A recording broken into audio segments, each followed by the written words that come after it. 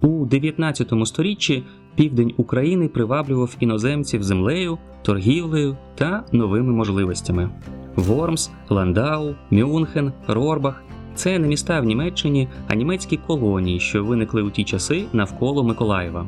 Колоніст – добровільний переселенець із іншої країни, що освоює нові території, створюючи там поселення – колонії. Особливо активно йшло заселення території тодішньої Херсонської губернії, до складу якої входив і Миколаїв. З 1809 по 1833 роки в західній частині Миколаївської області виникають 12 німецьких колоній. У 1880-х роках кількість колоністів складала близько 30 тисяч жителів.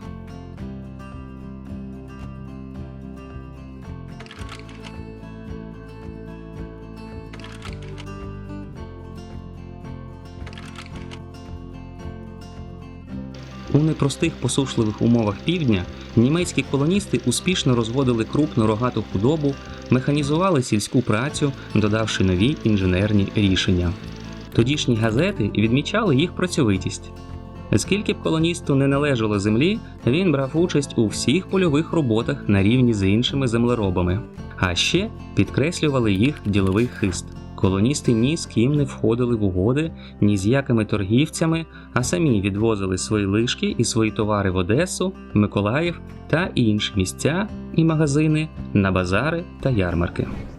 Отже, для миколаївців почути німецьку мову на вулицях міста або ж на базарі не було чимось незвичайним. У 1830 році у Миколаєві вже утворилась євангелійська лютеранська громада, у основу якої складали моряки та офіцери Чорноморського флоту з балтійських німців.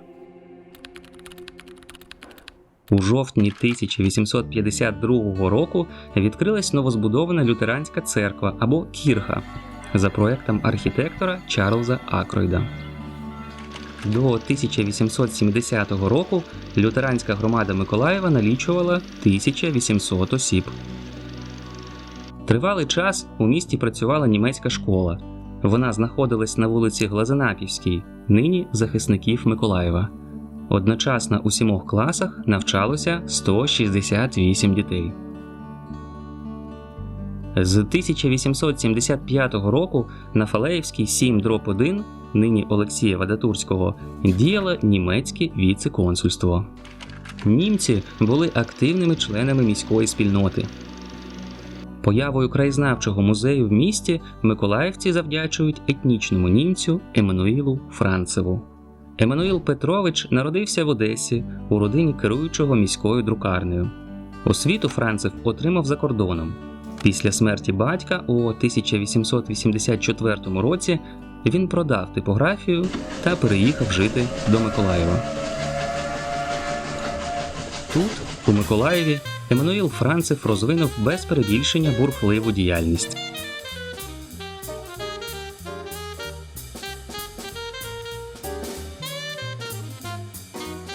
Чотири роки він був членом міської думи, був головою церковної ради лютеранської церкви, головою Миколаївського відділення імператорського музичного товариства, активно займався меценатством, підтримував інші чисельні благодійні товариства, писав музику та сам виконував власні твори. Але найбільшим його захопленням стало колекціонування. Протягом 40 років він збирав різноманітні екзотичні речі, мінерали, гербарії, палеонтологічні та етнографічні артефакти.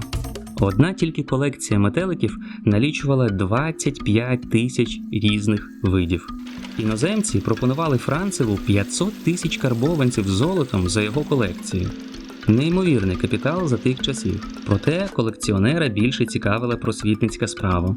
Еммануїл Францев створив у флігелі власного будинку на вулиці Адміральській перший і єдиний у Миколаєві природничо-історичний музей. Вхід до музею був безкоштовний. Відомо, що відвідували його не тільки містяни, але й гості міста. Тривалий час заклад мав значний освітній та просвітницький вплив. Колекцію, яка оцінювалася у 500 000 карбованців, Еммануїл Францев заповів після своєї смерті у дарунок місту. Вона лягла в основу сучасного краєзнавчого музею. І дотепер в експозиції музею є стенди на згадку про засновника.